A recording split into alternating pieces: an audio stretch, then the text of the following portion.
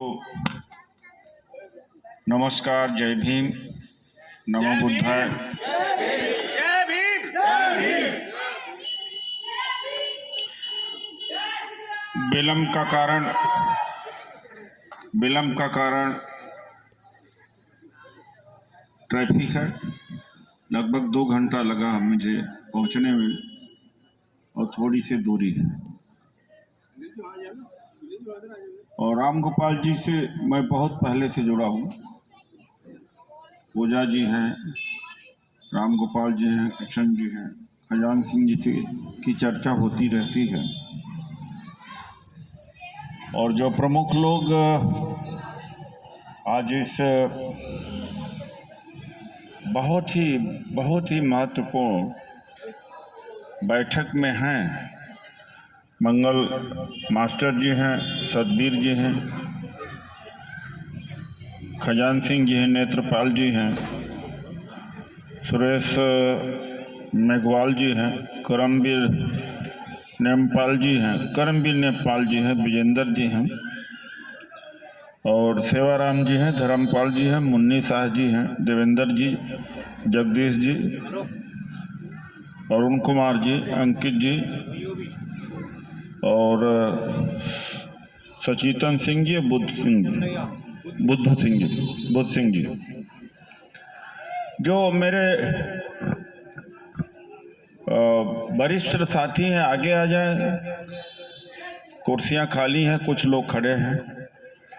10 minute के लिए। देखिए साथियों, जब आप मेरा स्वागत कर रहे थे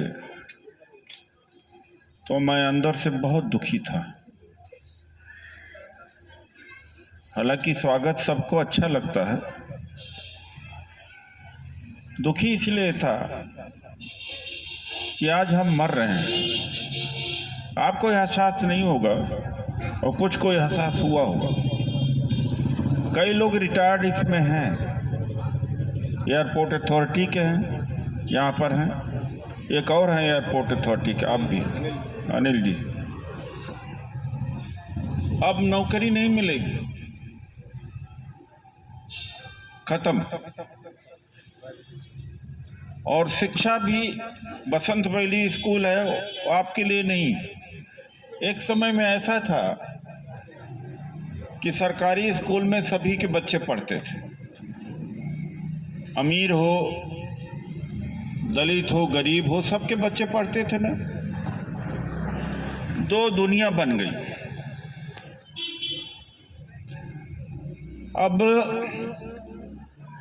10 साल 15 साल पहले इसी तरीके से जब चर्चा आपस में लोग करते थे तो कोई नौजवान या हमारे लोगों से के बीच से यह बोल पड़ता था कि जिस दिन आरक्षण हटेगा देश बचेगा। आरक्षण अगर हटा तो खून बहेगा सड़कों पर, संविधान को कोई हाथ लगा के देख ले। ये गलतफहमी थी हम लोगों में। आरक्षण तो करीब करीब निपटा दिया, पसीना भी नहीं बहा, और संविधान भी ऐसे निपटा देंगे आपका पसीना भी नहीं बहेगा। ये दुख की बात है, बहुत दुख की बात है। और उसका 2-3 कारण मैं समझता हूं। पढ़ लिख करके सब होशियार हो गए तो अपना अपना संगठन खड़ा कर दिया। पहले अनपढ़ थे तो किसी एक के नेता के कहने पर लोग चल तो देते थे, एक भीड़ दिखती थी, और वो भीड़ भी गायब हो गई। 10 आदमी का मिला के एक संगठन बनाओ, फिर उसमें 2-3 महीने में या 1 साल में उसमें फूट पड़ जाती है, फिर एक नया संगठन बन जाता, फिर वो भी बना लेता, फिर वो भी बना।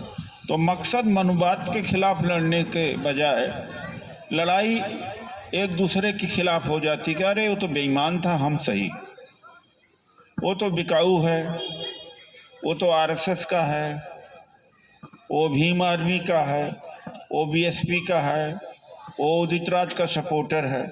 इसी में लग जाते हैं ना। और मनुवादी बड़े आराम से आपका कत्ल कर देते हैं। अब इस सरकार ने संविधान को अंदर से करीब करीब खोखला कर दिया है, बाहर की जिल्द अभी बाकी है, और बाहर की जिल्द भी अब खत्म करने का उन्होंने ऐलान कर दिया। लेकिन कहीं से मैंने नहीं देखा कि आवाज पैदा हो, महिपालपुर से आवाज पैदा हो, चाहे 50 ही सही, 20 ही सही, 1000 ही सही, तमाशा देखा जा रहा है। ये इसलिए आज जो भी स्वागत कर रहे थे, जो मन मेरा बैठ रहा था कि हम किस दुनिया में हैं। हमारे पैर से धरती खिसक गई है और खिसकने वाली है, उसका एहसास तो हम करें। खजान सिंह जी उसको सोचे तो कम से कम। तो आज वही कहने आपके बीच में आया हूं। 15 अगस्त को मोदी जी का आर्थिक सलाहकार विवेक देबरॉय ने एक लेख लिखा, कहा कि ये वर्तमान संविधान है, नकारा है, नया संविधान चाहिए। और बाबा साहब ने कहा था कि जिस दिन संविधान मर गया उस दिन समझ लो डॉक्टर अंबेडकर मर गया।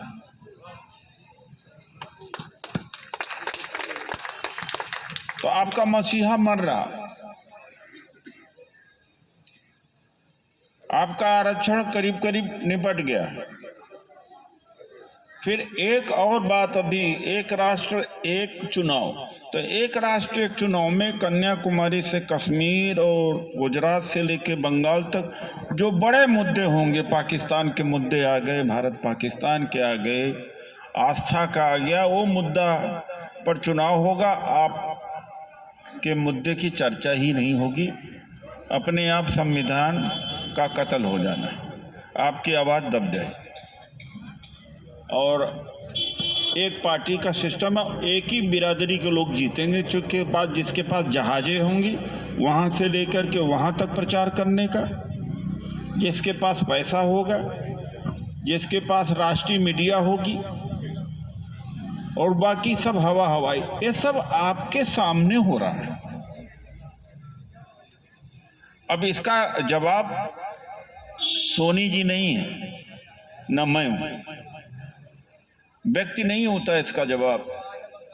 ए भाई, पीछे से जरा आप बात करना बंद कर दीजिए भाई, 5 मिनट में मैं आप अपनी बात को खत्म कर दूंगा। बड़ी गंभीर बात है। यह समझ लीजिए कि जिस तरह से एक घर में कोई मातम होता, उस स्थिति हमारी समाज पहुंच गया है। तो 10 मिनट के लिए आप मोबाइल वगैरह इस्तेमाल नहीं करेंगे तो कोई हर्जा नहीं हो जाएगा, लेकिन 10 मिनट अगर बात सुन लेंगे तो एक कोई बात बन सकती है, कोई क्षति नहीं हो जाएगी। तो अब जिस तरह से किसानों ने अपनी ताकत दिखाई, किसान जब तक पंजाब में बैठे थे और रेल को रोक करके, लेकिन असर नहीं पड़ा। लेकिन जब दिल्ली में संघ ताकत दिखा दिया तो जीत गए। आपको बाहर से नहीं आना है, सौभाग्य है कि आप पैदा हुए हैं दिल्ली में, लड़ाई लड़ने के लिए आप पैदा हुए हैं दिल्ली में, पूरे देश की लड़ाई आप लड़ने के लिए पैदा हुए हैं। और 10 लाख आदमी लखनऊ में इकट्ठा हो जाए, जयपुर में हो जाए, उसका उतना दबाव नहीं होता जितना 1 लाख आदमी यहां पर दिल्ली में इकट्ठा हो जाए। आपके हिस्से में सबकी लड़ाई आई है, आप और सौभाग्यशाली हैं आप कि आप दिल्ली में हैं, अपने समाज को बचा सकते हैं, अपने मसीहा को मरने से बचा सकते हैं, अपने बच्चों का इंतजाम कर सकते हैं। वरना वो हालत होगी कि 1947 के पहले की गुलामी के दौर में हम पहुंच जाएंगे। और अच्छा होता कि यहाँ एक कोई व्यक्ति हाड़ी बांध करके झाड़ू बांध करके खड़ा होता, बताता कि ये समाज पहले कैसा था। तो मेरे प्यारे भाइयों, आपकी भी दरखास्त करने आया हूं कि 5 नवंबर को रामलीला मैदान की रैली है और मुझे बड़ा अच्छा लगा, और प्रबुद्ध लोग हैं। एक चीज का मुझे यहाँ खुशी हुई थोड़ा सा, कि आपने इस मकसद के लिए इंतजार किया, वरना तो रामायण सीरीज, सास बहू का सीरियल देखने के लिए एकदम बैठ जाएंगे, लेकिन अपने भविष्य के लिए, अपने सम्मान के लिए न पेशेंस है न समय है।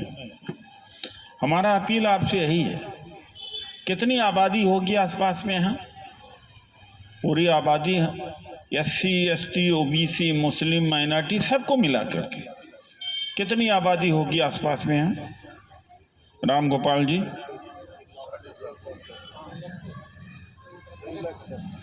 और मुसलमानों के लिए भी मैं लिखा हूं, अगर मुस्लिम भाई उनके बीच भी जाइए, 1 लाख प्लस की आबादी है। यही जगह चाहे तो पूरे देश को नचा के रख सकता है।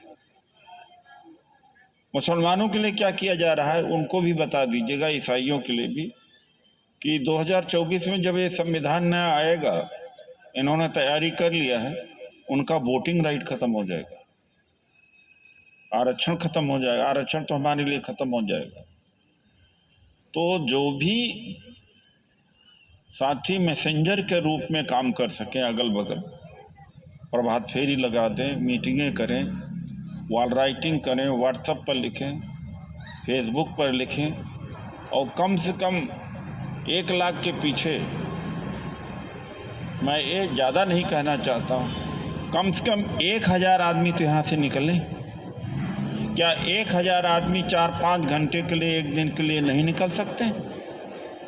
खजांची सिंह जी बताइए, अगर एक दिन के लिए 1000 आदमी यहाँ से निकलें तो भूखे नहीं मरेंगे, गरीब नहीं हो जाएंगे, नौकरी नहीं चली जाएगी। लेकिन अगर इतने लोग वहां पहुंच जाएं तो हम ताकतवर जरूर बन सकते हैं।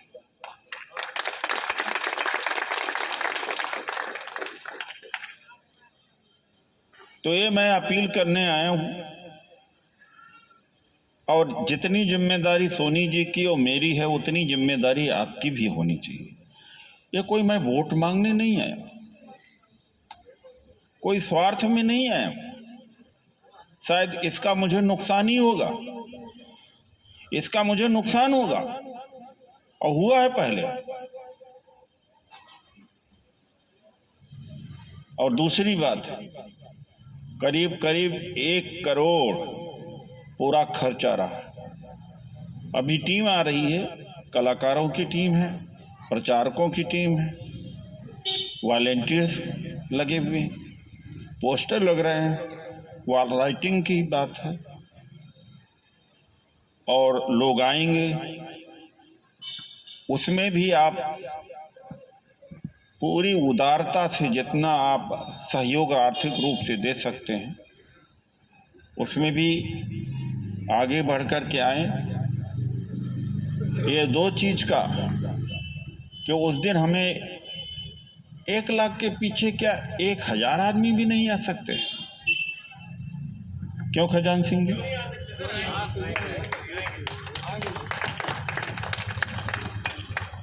उस दिन ऐसा न हो, अरे आप चले जाइए, मेरा जरूरी काम आ गया। फिर तीसरा ये सोचेगा कि मेरे अकेले जाने से क्या होगा, वो तो और लोग तो जा ही रहे।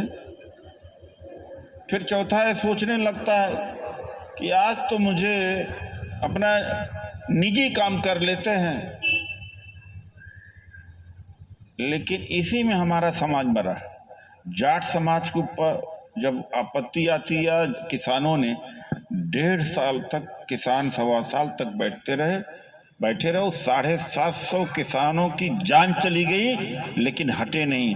आपकी जान भी तो नहीं जा रही है, आप 1.25 साल के लिए नहीं बैठने जा रहे, केवल 1 दिन के लिए। इतनी कीमत नहीं मांगी जा रही।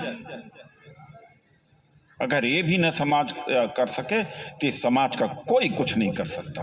और किसी को दोष करने का अधिकार नहीं, सवर्णों का दोष देने का अधिकार नहीं। अगल बगल में आप जाके 6 बजे आरएसएस के लोग 6 बजे मैदान में पहुंच जाते हैं, पूरी जिंदगी करते रहते हैं और उनको न एमएलए बनने का न एमपी बनने का लालच है, न नौकरी की लालच है, न नौकरी वो करते हैं। वो मनोवाद को मजबूत करने के लिए पूरे जिंदगी सुबह 6 बजे उठ करके झंडे को सलाम करके अपना कसरत वगैरह और जो मुसलमानों के खिलाफ जो जहर उगलना होता वो सब उगल के जले जाते हैं। आपको तो प्राप्ति करना है, भले आपको निजी रूप से नहीं, आपके औलादों का। बाबा साहब लड़े तो क्या बाबा साहब के औलाद का ही फायदा होगा? जब पूजा उज्जैनमान लड़ेंगे तो क्या पूजा उज्जैनमान को ही फायदा होगा? किसी ने लड़ा तो इनको फायदा होगा, हुआ हमें फायदा हुआ। अगर आरक्षण न होता तो मैं नाली की सफाई करता रहता आज, या किसी का खेत पर काम करने वाला व्यक्ति होता। इस आरक्षण से भी मैं आईएएस बना, एमपी बना, ये सच्चाई है।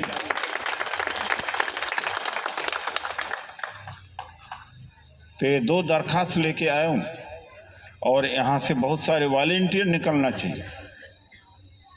वॉलेंटियर हेड ऑफिस में ही बात करें, प्रभात फेरी निकालें, साइकिल यात्रा निकालें, मोटरसाइकिल यात्रा निकालें, पूरे दिल्ली में निकालें, प्रचार प्रसार करें। इन्हीं शब्दों के साथ मैं अपनी बात को समाप्त करता हूं।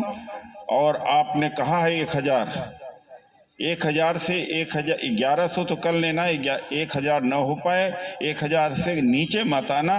लाखों की कॉलोनी है आपकी।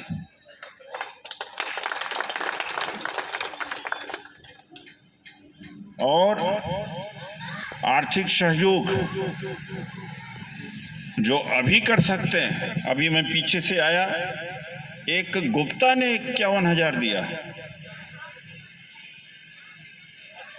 क्या नाम है गुप्ता का?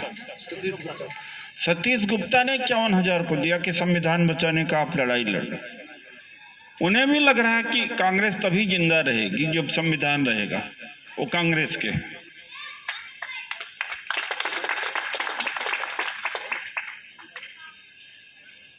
बस यही, इन्हीं शब्दों से मैं अपनी बात को यहीं समाप्त करता हूँ। धन्यवाद।